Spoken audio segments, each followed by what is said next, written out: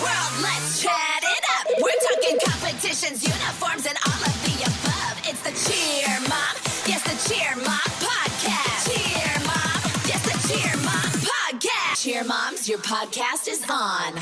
I have a hot update. Remember a few episodes ago when I was talking to Justin Carrier and we were talking about the revised NCA dates for 2026, that it's going to be in January. It's really close to JamFest. And I mentioned to Justin that JamFest has a parent room and it is glorious. No kids allowed, couches, private bars, TVs. It's just a space to have a little bit of a break. And it's right there in the convention hall, right across from where the competition is happening. So I floated it to Justin. Hey, a lot of people aren't going to do both, and they might choose NCA over JamFest that one year. Are you going to have a parent room? And he was like, I've not heard of this. Tell me more. Maybe he didn't say tell me more. And he made no promises. But I do have an update. Somebody called me and said, I know why NCA has never had a parent room. The reason is, are you ready? Drum roll. The convention center does not have a liquor license. Now, apparently there's a whole web of reasons why, and I don't know, zoning in the city, but for whatever reason, the Kay Bailey Hutchinson Convention Center has never had a liquor license. And to bring in liquor for a gala or event or something like that, it's a whole process and it's very expensive. You have to jump through a lot of hoops and I guess know a lot of people, and it's a huge headache. And presumably that's why NCA has never messed with it. And I went, well, wait a minute. It's connected to the Omni and people have their liquor there all the time. And he said, have you ever noticed where they place the bar? That little portable bar at NCA? And I went, oh, it's right there on the line. So there's this sky bridge tunnel that connects, I don't even know if it's a sky bridge. Anyway, it connects the convention center to the Omni. But right there at the entrance, there is a sign that says like no outside food and drink or something past this point. And that's why they have to put that there, because that line is where the convention center stops and the Omni begins, and the Omni has a liquor license. So they put the bar right there, like where all those tables are. That's the only bar allowed near the event. And supposedly you can't bring it past that line into the convention center. So there you go. Womp womp. There will never be a JamFest-esque parent room at NCA. NCA doesn't really have a mascot either. I know people have complicated feelings about Jammy. I have very complicated feelings about Summy, the Summit mascot. But NCA deserves a mascot, like a walking, talking megaphone. That would be fun. Justin, get on it. Speaking of the NCA megaphone, my guest today has origins and roots all the way back to the NCA camps run by Herky. He was involved with the very first NCA All-Star Nationals that we know and love, that I've just been talking about. He is still a business owner in the industry, and he sat down and talked with me. Kevin Jones is the owner of Innovative Spirit, where the All-Star premieres. If you've ever competed at America's Best Championship, he started that brand before he eventually sold it. Kevin is a very smart businessman, has become a friend of mine in the industry, has been so supportive and helpful to me and to growing the cheer collection. He shares his thoughts and opinions on all the different options in the industry and those competing options. And he talks about why preseason show-off events are important beyond even what I realized. He even shares a little piece of trivia that the next time you see one of those big megaphone trophies at NCA, I hope you'll think of him. I'm so happy that we finally made it happen. Thank you so much for spending time with me, Kevin. Do you want to get that high pony looking slick and clean every time? Well, whether it's competition hair, getting that super clean look for your choreography, or even just that cute, trendy low bun for going out with friends, Slick Hair Company is your answer. Slick Hair Company is the founder of the original Slick Stick, and they also provide high-quality hair care, hair accessories, and styling products that will help you to achieve the perfect style and look. I used their wax stick for that middle part low bun look, and it was awesome. I was even able to curl my hair the next day without washing it, and my hair wasn't all greasy and gross. Founded by a female entrepreneur, Slick Hair uses cruelty-free ingredients that smooth all hair types. They hydrate and strengthen your hair. They promote hair growth and leave your hair feeling fresh and not greasy or sticky. Visit slickhaircom/thecheermomblog and use code thecheermomblog for 10% off your entire order. That's slickhaircompany.com/thecheermomblog and use code THEBLOG for 10% off. Your perfect style awaits with Slick Hair Company. All right. Well, Kevin, I wore my special, you can't see it very well, but I wore my special innovative cheer collection custom jersey to our podcast recording today. Oh, thank you. And I'm doing the same. This is an original innovative spirit wear sweater. Ooh, it's like a knit star. Yeah. Is it all stars or does it have a logo on it? All stars, but we are customizing these for teams so they can put their embroidery on it in multiple colors, whatever color they want. Cool. Yeah. Cool. Well, I love my jersey. So thank you for that. And welcome. I'm so glad that we finally made this happen. Yes, I'm excited. Okay. So you have a rich history in the cheer world, so rich that, I say there are founding fathers of cheerleading, and you have been woven into the original stories and history of it all, so much so that I have been calling you Uncle Kevin kind of behind your back, but most recently to your face. My husband doesn't know who I'm talking about unless I say Uncle Kevin. If I just say, I have a call with Kevin. He's like, who? Uncle Kevin. So yeah, because you're like the fun uncle that just has all these great ideas and has been around. So tell us about yourself and what your history in cheer is. Yeah, so this is actually my 43rd year in the cheer industry. From the start of me being a high school cheerleader. I went to a very small school, but we did go to an NCA camp. So in the summer of 1981, I went to an NCA camp. I was the only guy there and 700 girls. I was fortunate enough to get recognized by the staff and by Lance Wagers and received an application to be on NCA staff, which I applied. I got the letter from Herky that said I'd been accepted. And then that summer, 2 weeks after graduation, I went on a road trip for the entire summer all across the country teaching cheer camps. And of course, it was the 80s. It was a different place and time in our cheer world, but it was so much fun. And from there, I spent the next 18 years with NCA. And in 1989, I moved to Dallas. There was an opportunity for me to work in the corporate office. So I moved to Dallas. I took on several different roles during my time there. I was in charge of our youth camps and our one-day clinics. It then moved into special events. And then when I left NCA in 99, I was the vice president of event operations, which at that time handled all of the cheer competitions. And back then, there were not a lot of them. NCA, we had our high school, we had a dance competition, a college championship, and then also the All-Star competition, which in 94, that's when we created NCA All-Star Nationals. So I was there until 99, but yeah, that's kind of my career. And then from there, I have done several different things. Probably the most notable was creating America's Best Championships and then also Innovative Spirit Wear. Spirit Innovations, which was my original company. I had those companies for 10 years. We produced competitions. And again, different time and place back in early 2000s, there were not a lot of players in the game. So we did on average 26 to 30 events across the country for America's Best Championships. And then Spirit Innovations was the uniform portion.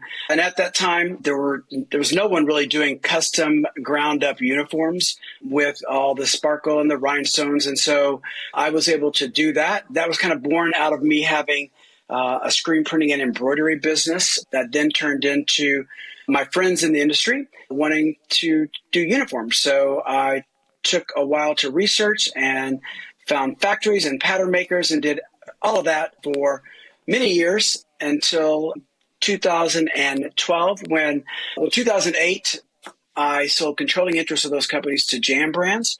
And then fast forward a few more years, in 2012, we brokered a deal with Varsity where Jam Brands kept America's Best Championships, and Varsity All-Star Fashion, or Varsity, acquired Spirit Innovations. I then did about 18 months there before I left. Took some time off, but was still active within the industry. And then out of that was born Innovative Spiritwear, which I now have, which is now the 7th year of that. And also I've created a preseason competition company, or actually 2 different competition companies that are not competitions, preseason events, which are the All-Star Premieres for All-Star teams, and then the Game Day Rally, which are for school teams, because game day competitions and game day routines are very popular in our industry right now. So that is what my projects are to date. And I'm just very fortunate to have been in the industry this long, doing something that I really love, and doing it for kids that I care about, because I know what the cheerleading world gave to me. And it's my hope that kids coming up in the world of cheerleading, no matter which facet it is, get all the benefits that I did. And it helps to lay a great foundation for the rest of their careers, no matter what they're doing in the world. Wow. I'm out of breath just listening to you talk about all the things that you've done and accomplished. And I have lots of questions just from hearing your story. So did you have to be in the 80s and the 70s, did you have to be invited to even apply to be NCA staff? Because it's like these days it's like they're begging kids to be NCA staff. Yeah, during the 80s, that's when I was on NCA staff, 80s and 90s. And so then you were selected from camp, and it typically 1, 2, maybe 3 applications, depending on the size of the camp. The larger camps here in Texas, there was more people who received applications, but you received an application and a recommendation from your head instructor, who the instructors at the camp were the ones looking for people who they thought might make a great staff person for the next summer. You were given an application, then you had to submit pictures and letters of recommendation that all went into the NCA office, and then they sorted through all of those and hired based on what they saw in your application, as well as the region of the country that you're from. So it's interesting. The All-Star division existed at NCA Nationals before 1994, but you mentioned creating NCA All-Star Nationals that we know and love today in 1994. And that seems to be a very significant year in the world of All-Star cheerleading, because not only was it the first year of NCA, but Cheer Athletics and Top Gun All-Stars. I think California All-Stars too, it was officially created in 1994. Is that a coincidence, or is there a significance to that year? Well, before then, all-star teams, as they were called, there were only a handful of divisions: junior all-star, senior all-star, co-ed all-star. That's kind of how it all started. Those teams were competing within a national championship that was really based around school. So as those divisions and as programs were being created and those divisions grew, we saw a need and an opportunity to break away and have a standalone all-star competition. And that's how NCAA All-Star Nationals was born and created. Okay. And you had a hand in some special things about that. Tell us about that. I think, that's still being used today. It's still probably the most recognizable trophy in the all-star industry, and that's the Gold Megaphone Trophy. So when we did break off and create NCA All-Star Nationals, we wanted it to look and feel differently than our other events. And one of the things was the awards that were being given. We took an idea that was done prior to NCA All-Star Nationals, where a gold megaphone was part of a trophy, but we elaborated on it and created the NCA Gold Megaphone Trophy for the All-Star industry and for specifically NCA All-Star National Championships, as well as their other events now. That gold megaphone is still very recognizable and one of the most sought-after trophies in our All-Star industry. Yes, it is indeed. And then now, not only do you have the custom spirit wear business, but you mentioned the All-Star premieres and the pre-season non-competition showcases. And I think that that's really neat because there's nothing like kicking off the season with that sort of exhibition, that showcase, and seeing your kids debut their cheer routine for the first time in the season. Can you talk a little bit more about that and maybe why that's important to have an extra event that's not necessarily a competition? Sure. Yeah. I think for years, All-Star programs have been doing some form of a show-off, showcase, kickoff, something to put their routines on the floor for the first time. And many of those were being done just in the gyms, and they would invite the parents to come in. But as All-Star programs grew, they couldn't really house them in their gyms anymore. So then they moved them maybe to a high school, doing all the work, moving the spring floor, someone trying to get a sound system, someone trying to get a pipe and drape. Then from there, they may have moved into maybe a university arena. So they've been being done for a while, but with the All-Star premieres and what I created was what I like to call an elevated preseason experience, meaning we could take programs of all sizes, small, medium, and large.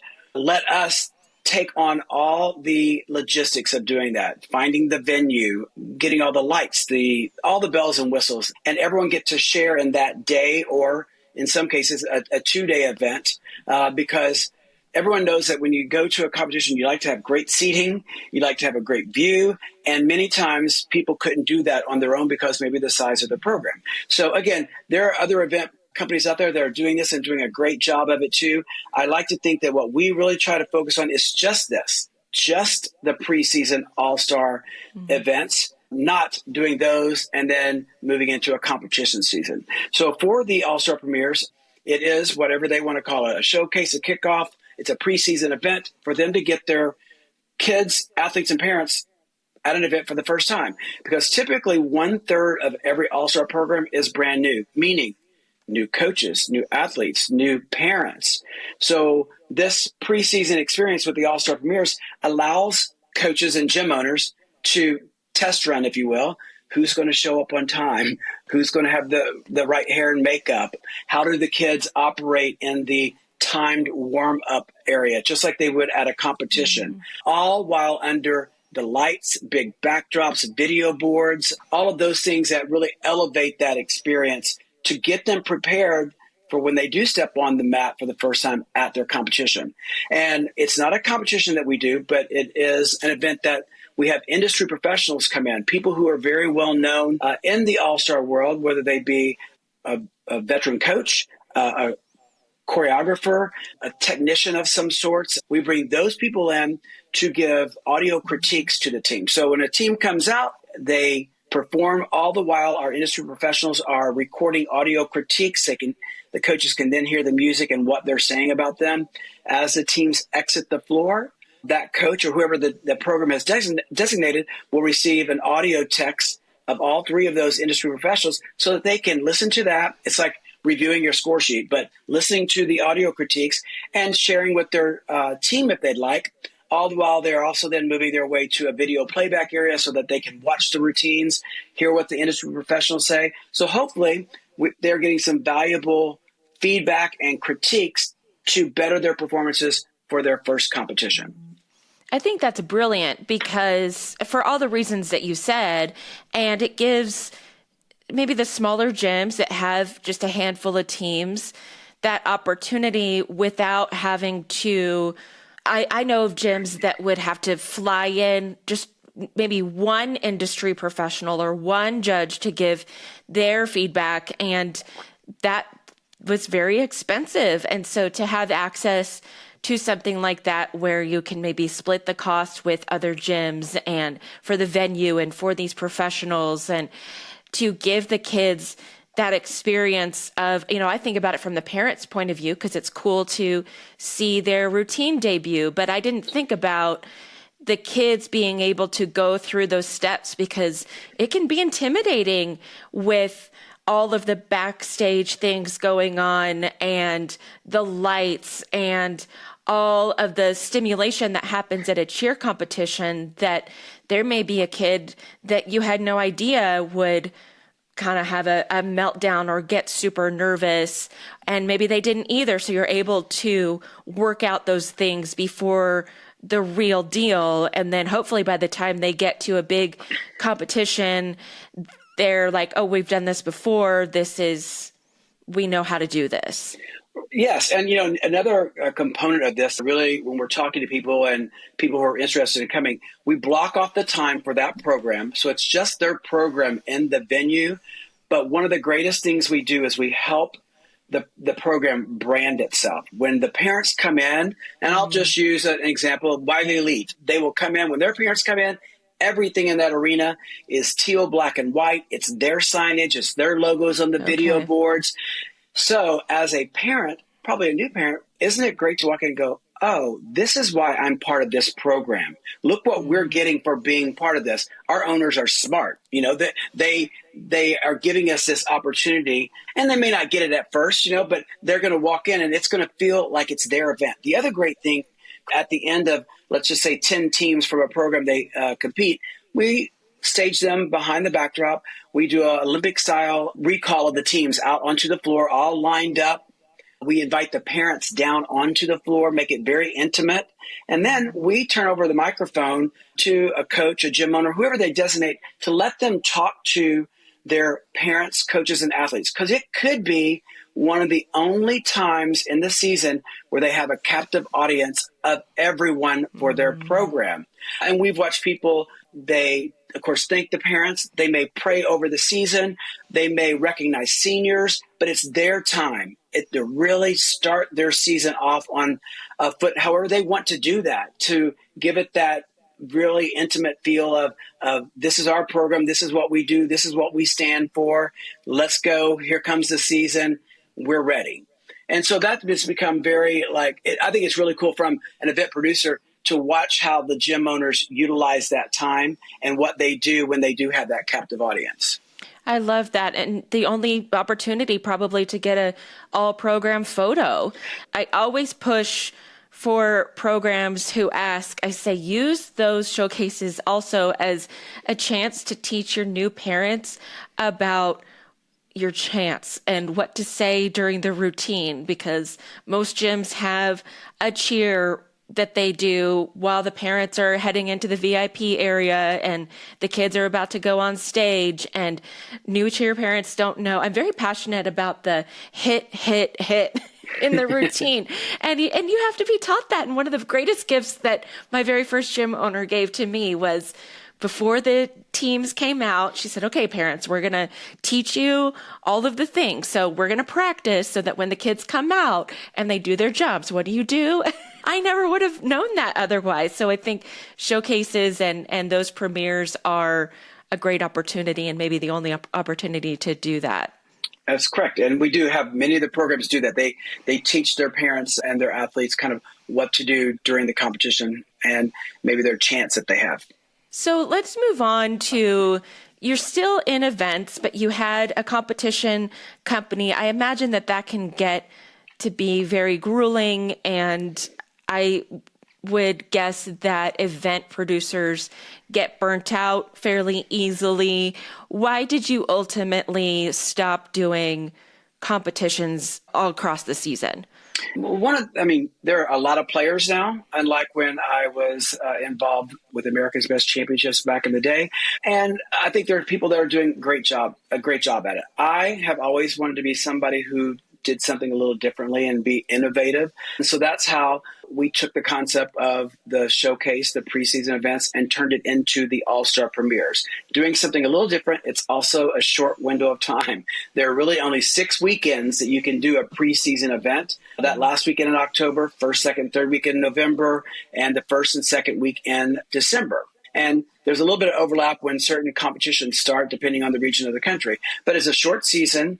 It was also, in my mind, it's a way to give back to the programs and give them some valuable feedback and experience and not have to deal with their routines being judged. I always say this to people, your first outing, and that's why we do this, sometimes you're not even ready to be judged. We'll see teams that come out and they may not have their dance completed. They may not have all of their music, but they still are putting everything on the floor and getting some valuable feedback, not being judged, because in my mind, they're not ready to be judged yet. And it could be a more relaxed atmosphere for the programs. Yeah, we got to do our routines because guess what? They probably just were making changes the day before or in the warm-up room. So let's just get through this. Let's get through this so we can build on this. And then when we take them out to compete and be judged, we will be ready.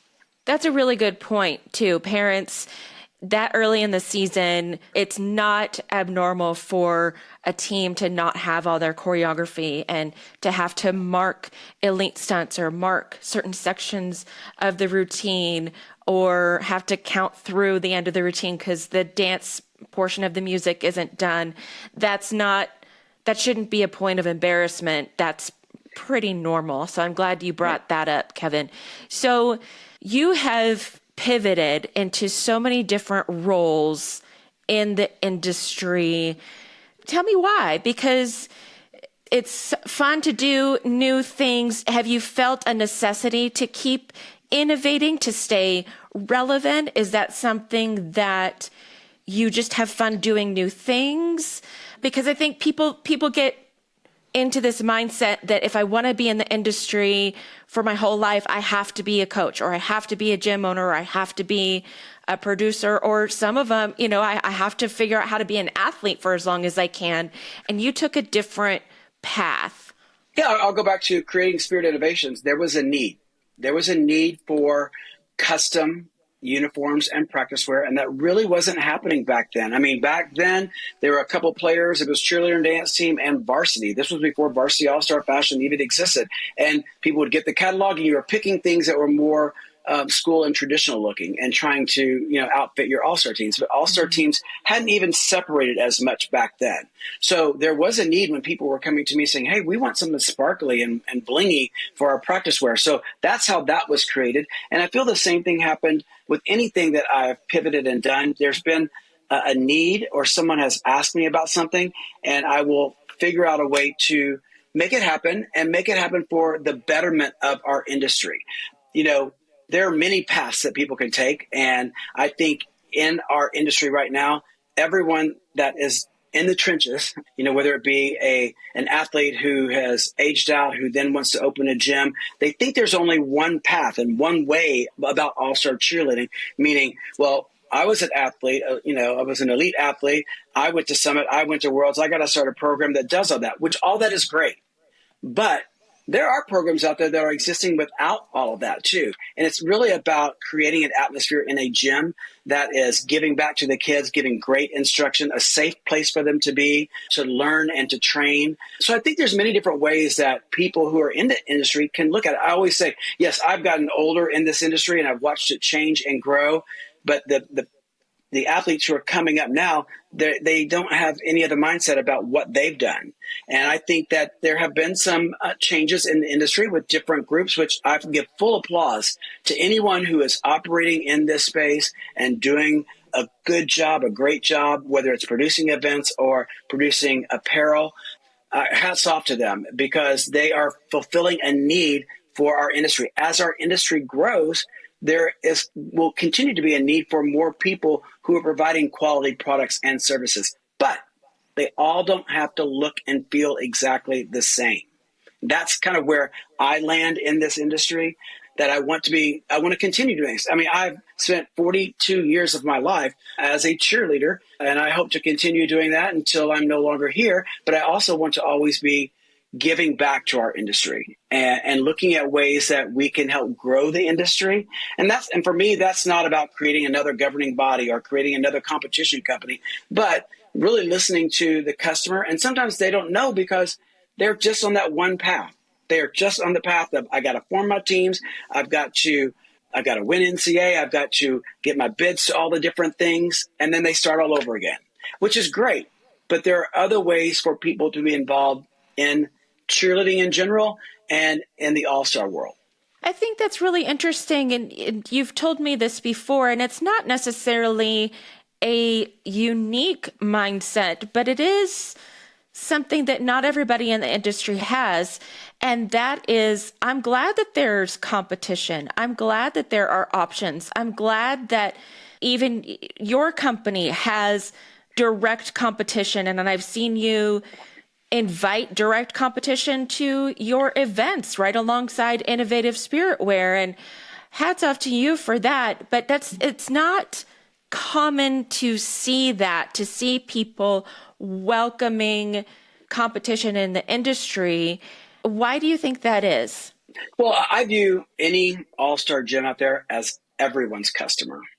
For a company to come in and say, well, they are my customer. Now, granted, there are programs that align themselves with certain brands, and that's great, But I think that the companies that are out there that are doing a good job, again, it's giving back to the industry. It's helping fulfill that need. Many times also programs, they're not using this in a derogative way, but they're not loyal to a brand. They had one uniform issue. They'll quickly flip to somebody else, and they kind of hop around, which is everyone needs to do what's best for their program and their business. Hopefully they're looking at it as a business. But for me, I want people to succeed. I want all the companies to thrive. And I think that it's great.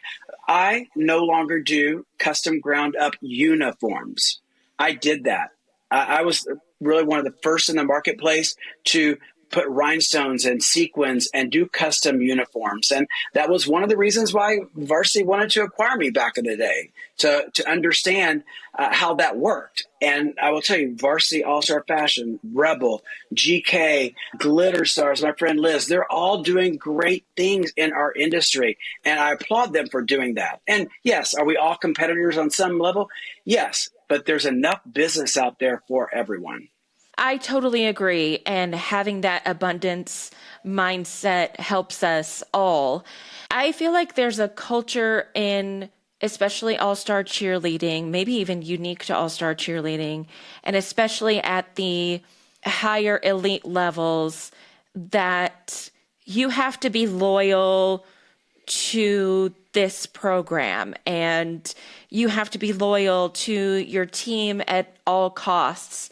And I believe in loyalty, but I see this culture of if it's best for me to go to this other program for whatever reason, if it's best for me to take a season off or take a step back for whatever reason, I see a negative approach to that from other people, and seeing people as kind of seeing them as a traitor. It's a strong word, but I think that's the way they're treated. What do you think needs to happen in order for that to shift? I would like to think that people could be a little more loyal to, where did you learn your foundation? Where were you there? And, Sure. And now I totally understand if you grow and you become an elite athlete and your program does not have a team to fulfill what you need, then granted, it makes sense to go somewhere else that does have that team. But I believe, and again, hats off and full applause to these amazing athletes. I am blown away, by, what they can do and their talent level. But, I would hope our industry is careful that these elite athletes don't become to a point where they feel like they are the commodity that everyone should be wanting. And who wants me? And it happens. I get it. But then I think it becomes, it comes to a point where people feel entitled. I am this level athlete. I've done this. Who wants me? Where am I going to go now? Get it. People can do that. I mean, and they're doing it now. And if they go, for hopefully the right reasons, wonderful. But at that level, it is so very competitive. But that kind of goes back to there's that level, but there's so much more all-star cheerleading than just way up here. And way up here is what we see and what people migrate to. And it's what everyone wants to be. But you got to start somewhere. You got to learn the basics. You got to grow. And hopefully good parenting will keep people in a program and not necessarily looking for an opportunity for them. Well said. Now, like I said at the beginning, you're part of this first generation of all-star cheerleading and helping to grow the industry where it is today. And there are some new leaders emerging in the cheer world. What do you think they need in order to take this legacy and keep it going? Big question. The industry will continue to change and to evolve, and hopefully it is evolving and changing for the betterment of the activity, not necessarily for money reasons.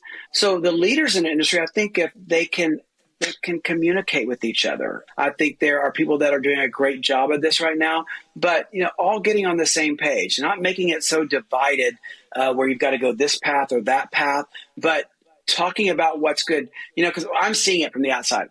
I don't have a dog in the race. I don't put on competitions. I'm not affiliated with any organization, but it is almost tit for tat all the time. When someone's creating a new division or a new rule, and then this one does the same thing too. I think that is derogatory to our industry because it forces the gym owners to always be looking out and to be changing sometimes at a drop of a hat. So, I would like to see the leaders, no matter where you are, what company you're with, be able to have a little more open communication and really doing what's good for the activity as a whole. But granted, everyone's going to want those competitive advantages, if you will. But I don't think it should be at the cost of a rule or a division. If you put out a good product, people are going to come to you and continue to come to you. And it's not necessarily about the one program that had a big voice that wanted this division, so you create it, and then it's not created over here. So basically is those teams can now form teams and compete on this path and not this one. That's kind of how I see it from the outside looking in, and someone who's been in the industry and watch it grow and change. And there's nothing wrong with growth and change at all. But it would be nice if we could get more on the same path and people didn't necessarily have to choose which direction they're going. Which path? Yeah, I totally agree with that. I don't love that the question now is, are you a Summit team or a All-Star Worlds team? Do you go to NCA or do you go to Grand Nationals somewhere else? I think that it would be great to see some unity in the industry on that front and have options, have variety, but not be so one or the other. And there are every day there are new event producers that are putting on events, and hopefully it's fulfilling a need and they can get teams to come to those events and they're doing it for the right reason. But it's very obvious when you look at the event producers kind of which direction they're going. And again, I get it. That's where we are right now. But wouldn't it be great if we could just come back towards the middle a little bit? Yes, yes. Kevin, do you think that you'll ever slow down having your hands in so many things after so many years? I want to continue being involved as long as I can, and that my body and mind let me do that. It may be on a different level, and it will slow down, but I definitely want to be involved in this amazing industry that I've been a part of for 42 years. Tell us your secret. Do you drink a lot of water? Because you look great. Oh, thanks. I do drink a lot of water, exercise, and, I don't drink alcohol, which is good after many years of drinking alcohol. Yeah. People always say things like that. Like, I don't drink caffeine anymore, and I stopped drinking alcohol. And I'm like, I never did do that yet. Well, thank you so much for spending time with me. I appreciate you so much. All right. Thank you, Chris, and have a great day.